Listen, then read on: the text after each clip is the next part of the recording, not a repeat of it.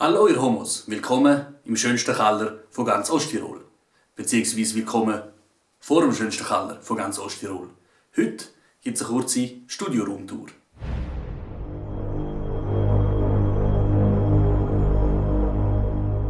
Dann würde ich sagen, gehen wir mal rein und schauen uns das ganze Klumpen mal an.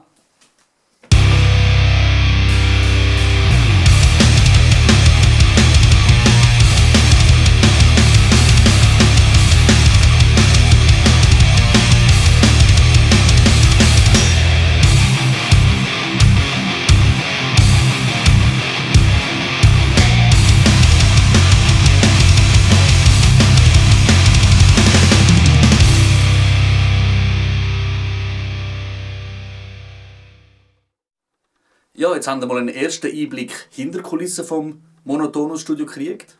Wie wir gesehen haben, handelt es sich dabei um einen Raum. Ich würde einfach sagen, wir gehen jetzt die verschiedenen Sachen, die ich hier rumstehen habe, miteinander durch. Ich zeige euch ein bisschen, mit was ich musiziere, mit was ich aufnehme und was ich hier so alles rumstehen habe.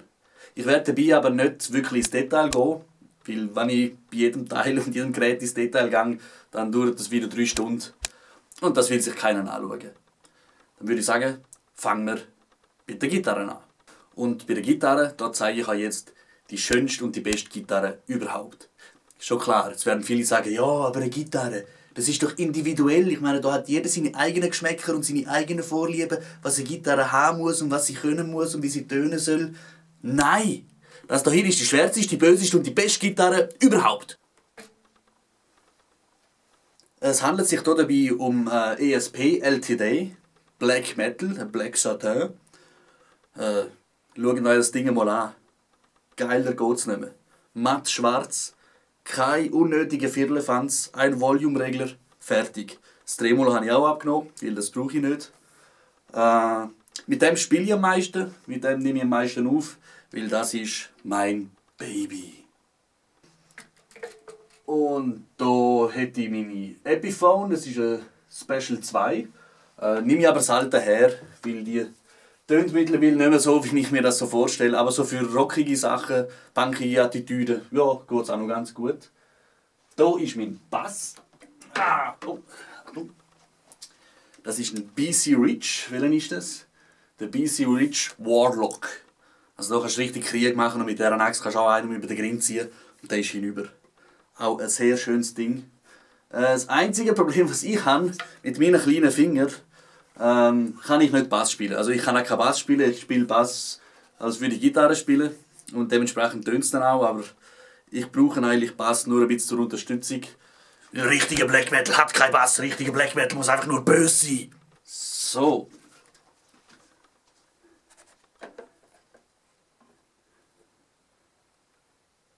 Dann zeige ich euch meinen Verstärker.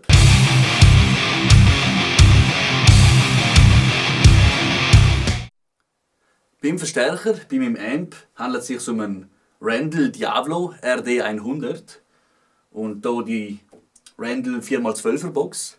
Also das Ding ist der Wahnsinn. Es ist ein Röhrenverstärker und wie gesagt für härtere Gangarten, alles was ein bisschen richtige böse Verzerrung braucht, Thrash Metal, Black Metal, Death Metal, einfach nur geil. Also kann ich nur empfehlen. Klar, da hat jeder seine eigene Vorliebe, wie es tönen soll und so. Ich bin voll zufrieden damit. Allerdings, wenn ich den voll aufdrehe da unten, dann haut es nicht nur mir sämtliche Gehörgänge raus, sondern allen Nachbarn innerhalb der nächsten, keine Ahnung, 57'000 Kilometer. Darum habe ich die Powerstation hier noch. Das ist eine Fryhead Powerstation. Das ist ein sogenannter Attenuator, also ein Attenuator. Der macht im Grunde nichts anderes, als ich kann den Randall, also mein Amp, kann ich voll aufdrehen. Verzerrung voll aufdrehen, wenn ich Lust habe, so wie es dann gut tönt. Und die Powerstation, der Attenuator, der dreht den Ton einfach wieder leislicher. Allerdings die Verzerrung und so ist immer noch da. Es tönt jetzt nicht 100% genau gleich, aber es tönt immer noch gut. Und ich kann in Zimmerlautstärke spielen, habe aber die Vollpower von meinem Amp. Einfach geil. Der nächste Vorteil von dieser Powerstation ist, ich kann direkt von der Powerstation auf meinen Mixer gehen. Also ich muss nicht unbedingt über das Mikrofon Boxen aufnehmen, sondern kann meinen Amp quasi direkt an den Computer anschliessen und habe den Sound, den der bringt, am Computer dran.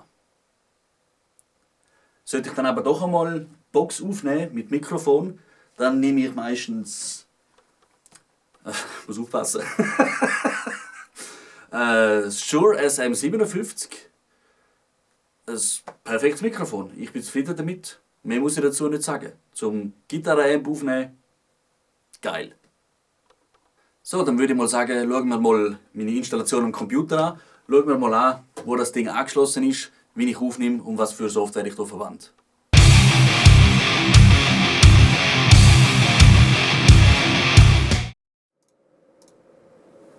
Ja, das ist sozusagen mein Kontrollraum. Da tue ich recorden, mixen und mastern, also aufnehmen und weiterverarbeiten dann. Was ich jetzt hier alles aufgebaut habe, wie es angeschlossen ist, das zeige ich euch jetzt ein bisschen genauer. Ja, das wäre mein Mischpult bzw. mein Mixer.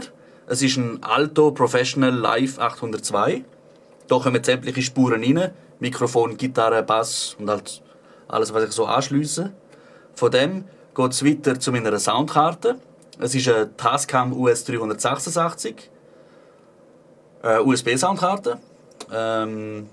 Ja, klar. Ich meine, wenn ich jetzt eine Gitarre oder ein Mikrofon aufnehme, dann könnte ich auch direkt auf die Soundkarte fahren. Dann bräuchte ich das Klump hier gar nicht. Allerdings, da habe ich so viele Knöpfe, so viele Drehregler. Da kann ich umschrauben und umtrüllen. Und das ist einfach schön. Das ist analog, das kann man anlangen, das tut weh, wenn es auf den Kopf geht. Und das gefällt mir einfach besser. Jedenfalls, wie gesagt, die Spuren kommen hier rein, die Instrumente kommen hier rein, gehen auf die Soundkarte weiter und von der Soundkarte geht es zum Computer. Und den Computer, den schauen wir uns jetzt an. Zum Computer an sich werde ich jetzt aber nicht zu viel Wort verlieren, beziehungsweise gar kein Wort verlieren, weil da gibt es eigene Videos dazu. Was ich euch aber zeigen will, ist das Ding. Und dabei handelt es sich um einen DAW-Controller. Das ist der Icon Q-Con Pro G2. Icon Q-Con. Ein verdammter hoher Zungenbrecher. Jedenfalls, wie gesagt, ein DAW-Controller. Funktioniert mit allen gängigen DAWs, Cubase und so weiter. Ich verwende es mit dem Magic Samplitude. Und das Schöne an dem ist, man schließt den an und es funktioniert. Jetzt im Samplitude über das Mackie-Protokoll, wie gesagt, kein Treiber installieren, kein unnötiges Konfigurieren von diesen ganzen Regler und Schalter. Er geht einfach. Weil ich früher habe ich mal versucht, mit dem hier zu arbeiten. Das ist der Korg Nano Control Studio.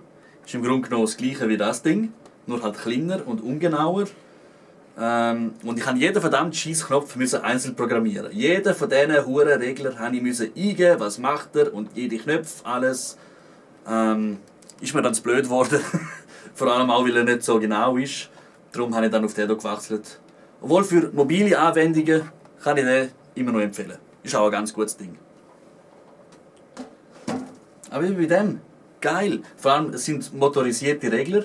Also wenn ich es hier schiebe, ich weiss nicht, ob man es sieht, schiebe es hier oben natürlich auch im Mixer, im digitalen. Und umgekehrt genau gleich. Wenn ich hier etwas verstelle, passt es sich dann genau an. Ja, was verwende ich sonst noch so? Wie gesagt, das Amplitude Studio und einige Plugins, nicht wirklich viel, aber die ich verwende, die kann ich nur zu 100% weiterempfehlen. Schauen wir es uns doch einmal an.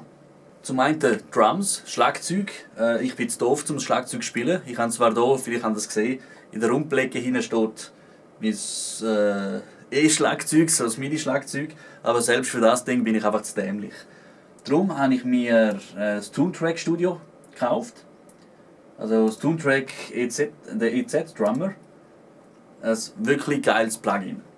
Alle, die ein bisschen Musik aufnehmen wollen, ein bisschen experimentieren wollen, kein Schlagzeug spielen können oder auch zu doof sind, um ein Schlagzeug zu programmieren, EZ Drummer 2, 100%ige Empfehlung von mir. Dann habe ich euch erzählt, dass ich meinen Verstärker direkt an den Mixer anschliesse, eben über Fryed Power Station. Und das ist auch sehr geil. Das Problem ist nur, es tönt dann nicht so, wie es bei mir hier im Keller tönt, weil die Box natürlich nicht da ist. Den Verstärker habe ich zu 100% am Computer, aber es tönt irgendwie einfach komisch. Und darum habe ich mir noch das Amplitude, ich glaube es heißt Amplitude, Plugin gekauft. Das kann unter anderem genau meine Box noch simulieren. Wo haben wir es? Amplitude 4, zum genau zu sein. Ein sehr geiles Studio, ein sehr geiles Programm. Man kann da zwischen verschiedenen Verstärker und auch Boxen auswählen, aussuchen. Und eben, meine 412er Box ist genau auch vorhanden.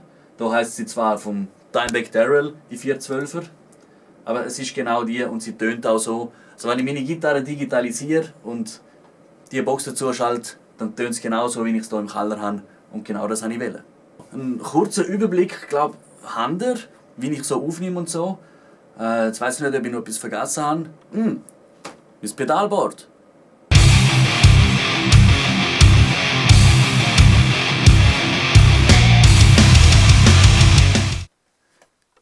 Fußpedal für Gitarre, das ist schon wieder eine Wissenschaft für sich und darum, wie gesagt, ich gehe nicht ins Detail, ich zeige es euch noch kurz.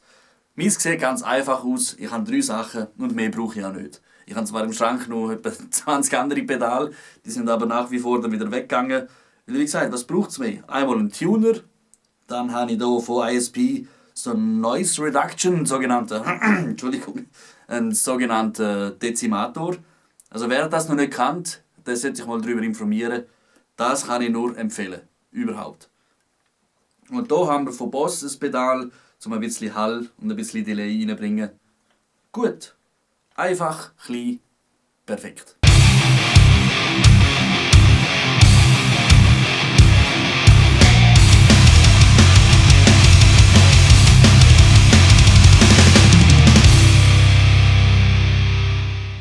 Ja, ihr habt jetzt ein bisschen einen Überblick gekriegt über mein kleines Musikstudio, das ich hier habe.